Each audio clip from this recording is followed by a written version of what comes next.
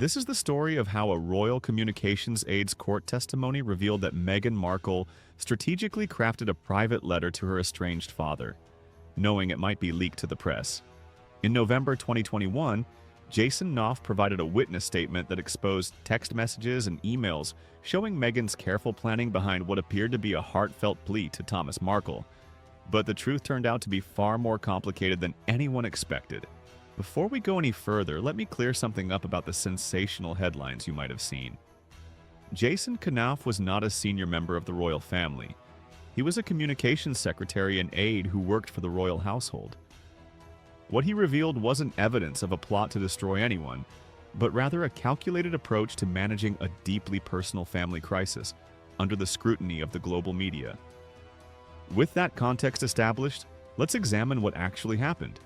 Three people sit at the center of this story, and understanding who they are matters if any of this is going to make sense. Meghan Markle, born August 4, 1981, married Prince Harry on May 19, 2018, at Windsor Castle, and is now 44 years old. She'd been navigating royal life for just a few months when the events we're discussing began, which meant she was still figuring out how to handle the impossible pressure of being watched by millions. Her father, Thomas Markle Sr., was born July 18, 1944, making him 81 years old now. As a former Hollywood television lighting director, he won 2 Daytime Emmy Awards for his work on General Hospital in 1982 and 2011, plus a Chicago Midwest Emmy Award back in 1975. He paid for Meghan's entire private education from preschool through Northwestern University and raised her from age 9 after separating from her mother when Meghan was just 2 years old, which means their relationship went back decades before everything fell apart. Jason Knopf is an American-born communications professional who joined Kensington Palace in February 2015 as communications secretary, working for Prince William, Kate Middleton, Prince Harry, and Meghan Markle before later becoming CEO of the Royal Foundation, William and Kate's charity. He left that position in January 2022. But here's the thing. Knopf was a paid staff member, a senior aide, yes, but not royalty himself, which makes the framing of this story in certain headlines completely misleading. The relationship between Meghan and her father imploded in the days leading up to her May 2018 wedding. And what happened was ugly. Thomas Markle staged paparazzi photos for money, initially denying this to Meghan and Harry when they asked him directly.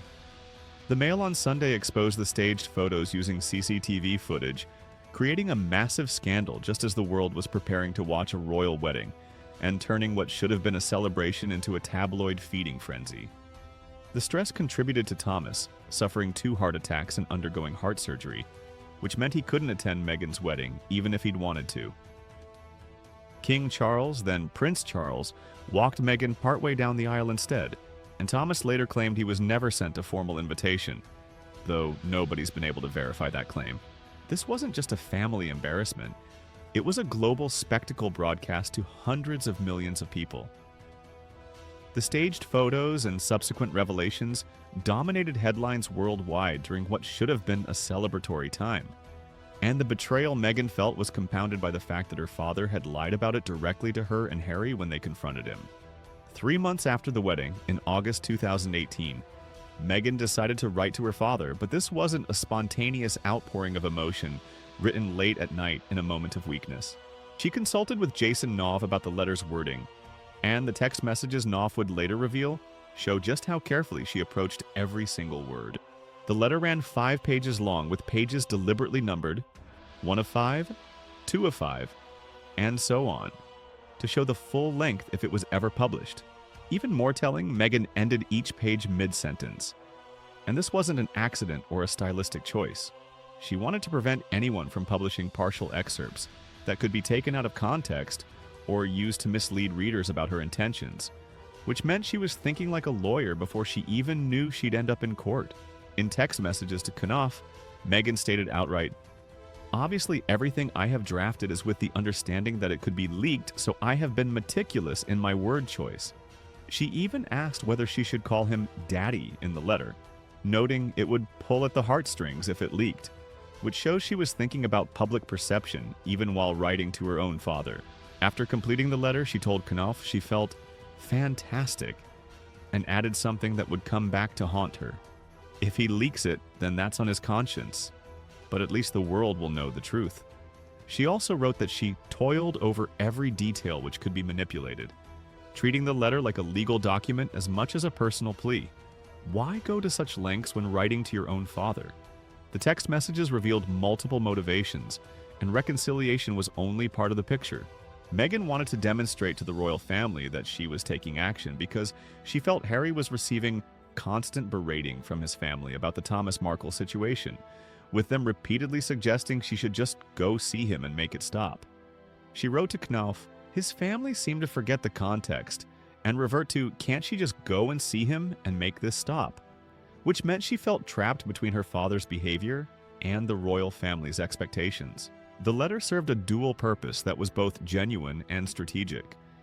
She really did want her father to stop talking to the media, but she also needed to show the royal household that she had done everything possible to address the situation, creating a paper trail that would protect her and Harry from criticism.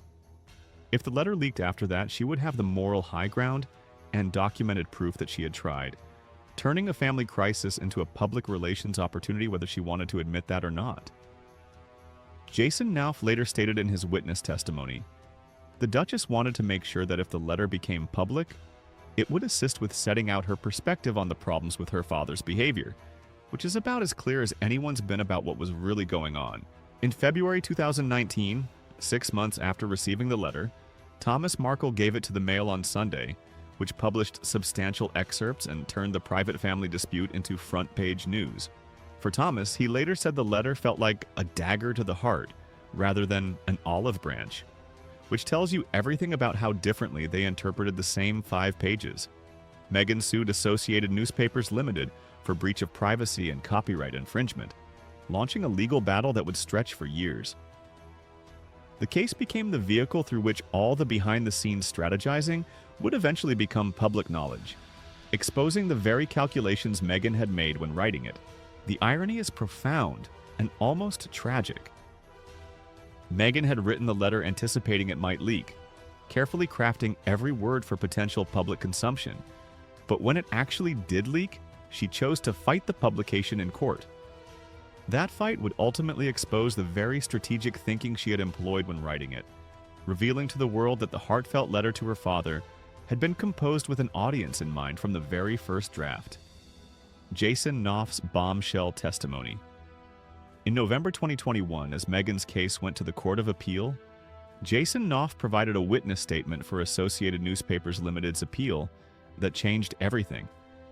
By this point, Knopf was working for Prince William and Kate as a senior advisor, having stayed with them when the Sussexes and Cambridges split their joint household in March 2019, which meant the battle lines between the two royal couples were already clearly drawn.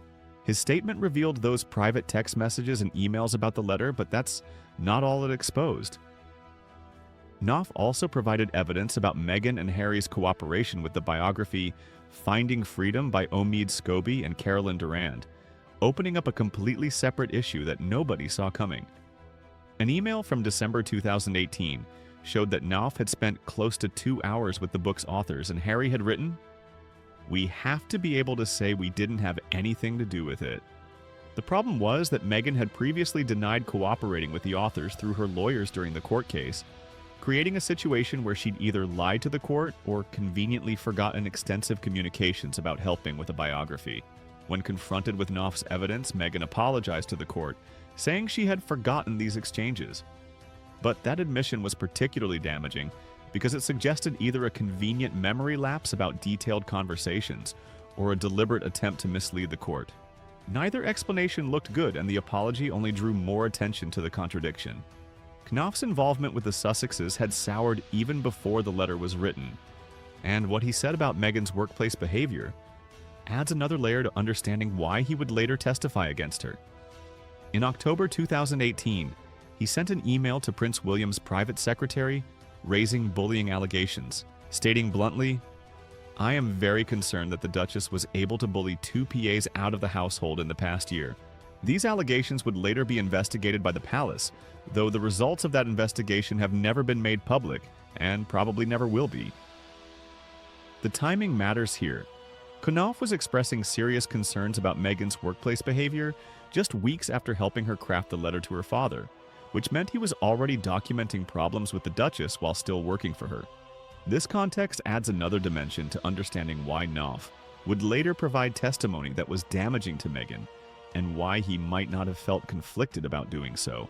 Their working relationship had clearly deteriorated, and by 2021, he was firmly in the Cambridge camp rather than the Sussex one, choosing sides in a royal family civil war that was playing out through lawyers and witness statements.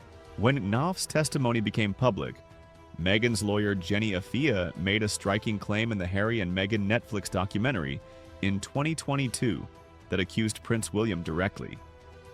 She said, "When we were just about to go to the Court of Appeal, a senior member of the Duke of Cambridge's team came forward to give this witness statement, which wasn't required, and sadly there's just no way he could have done that without the authority of his bosses." This statement accused Prince William of authorizing Knopf's involvement in the case, and Harry and Meghan framed it as unnecessary interference and part of what they called a symbiotic relationship between the palace and the media. They were saying, essentially, that William had weaponized a former staff member against them in a legal battle that had nothing to do with him. The timing raised questions that still haven't been answered. Why would Knopf, who was no longer working directly for any of the parties involved, choose to provide a witness statement at all, and did he do so with William's knowledge and approval? Nobody's provided definitive answers, but the accusations added fuel to the already burning tensions between the two royal brothers, turning a legal case about a letter into evidence of a deeper family fracture. The court case itself ended on December 2nd, 2021, with the Court of Appeal upholding Meghan's victory in the privacy case, which meant she won legally, even as she lost in the court of public opinion. The damage to her reputation from Knopf's revelations was already done, and no judge's ruling could undo that. Throughout all of this, Thomas Markle continued speaking to the media, the very behavior Meghan's letter was supposed to stop, turning himself into a regular fixture on British television and in tabloid interviews. In October 2021, he appeared on Good Morning Britain and said, "I've made it quite clear that until I hear from her, until she does speak to me, that I will continue to do this. I will do a show at least a month," which was either a plea for contact or a threat, depending on how you looked at it. In January 2020, he told reporters that Meghan was tossing away every young girl's dream of becoming a princess for money, and that she and Harry were destroying and cheapening the royal institution. These weren't the words of a man who felt his daughter's letter had been an olive branch or an attempt at reconciliation, and they certainly weren't the words of someone trying to repair a relationship. Thomas maintained that he kept the same phone number hoping Meghan would call, but that communication never came. He stated repeatedly that he never stopped loving her and wanted to meet his grandchildren and son-in-law before he died, painting himself as the abandoned parent rather than the father who had betrayed his daughter's trust right before her wedding. The question of who was right and who was wrong became increasingly muddy with every interview he gave. Was Thomas justified in speaking out because his daughter had cut him off? Or was Meghan justified in cutting him off because he couldn't stop talking to the press? The situation became a chicken and egg problem with no clear answer, where each person's actions justified the other's response in an endless cycle. 7 years after the wedding crisis, on December 3, 2025, Thomas Markle was rushed to intensive care in the Philippines with a 14-inch blood clot that threatened his life. Emergency surgery required amputation of his left leg below the knee, and the 3-hour surgery was described as life or death by his son, Thomas Markle Jr., which finally forced the question of whether family estrangement matters when someone might actually die. On December 5, 2025, Meghan's spokesperson confirmed she had reached out to her father, though the initial contact attempt was via email to an address he no longer uses, which meant even her attempt to connect came with complications. On December 10, 2025, the spokesperson confirmed a letter had been delivered to Thomas in the hospital, facilitated by reliable and trusted contacts, marking their first contact in 7 years. The circumstances were grim and telling. Thomas stated he called journalist Caroline Graham before calling his own children about the amputation, and a Daily Mail reporter remained at his bedside throughout his recovery. Meghan's spokesperson cited this as a reason why contacting him privately had been exceedingly difficult. noting the reporter was broadcasting each interaction and breaching clear ethical boundaries, which meant even a medical emergency couldn't escape the media circus that had destroyed their relationship in the first place. Royal expert Kinsey Schofield commented, "Meghan has frantically tried to build a wholesome, family-oriented brand in 2025. It would be in her best interest to show her elderly father, who had just lost a limb, some compassion." While Thomas told the Mail on Sunday, "I don't want to die estranged." Whether compassion or brand management motivated the letter, nobody outside Meghan's inner circle really knows. So what did Jason Knopf really expose? Not a plot to destroy Thomas Markle, but rather a carefully calculated approach to managing an impossible situation where every choice had consequences and every word could become evidence. Meghan wrote a letter that was simultaneously genuine in its plea for her father to stop talking to the press and strategic in its anticipation of being leaked, which makes it both sincere and manipulative at the same time. The revelation that she crafted it with such careful awareness of potential publication doesn't necessarily make the letter insincere. It makes it complicated in ways that most people never have to think about when they write to their own parents. She was trying to protect herself, protect Harry, satisfy the demands of the royal family, and reach out to her father all at once, juggling competing priorities that would have been impossible to balance perfectly. Whether that's manipulative or simply smart depends entirely on your perspective and what you think she owed to whom. Jason Knopf's testimony revealed the machinery behind what appeared to be a spontaneous, emotional gesture, showing us that even the most personal moments in royal life are subject to calculation and strategy. What looked like a daughter's plea to her father turned out to be a document crafted with legal precision and public relations awareness. And that revelation changed how millions of people understood both the letter and the woman who wrote it. As of December 2025, Thomas Markle is recovering from his amputation in a hospital in the Philippines, having never met his son-in-law Prince Harry or his grandchildren, Archie and Lilibet. Meghan has sent a letter after 7 years of silence. And whether this medical crisis will finally bridge the gap between father and daughter remains to be seen. Though the presence of reporters at his bedside suggests old patterns die hard. The story Jason Knopf told through his testimony wasn't about villains and victims. It was about the impossible position of trying to maintain both authenticity and control in a world where every word can become a headline.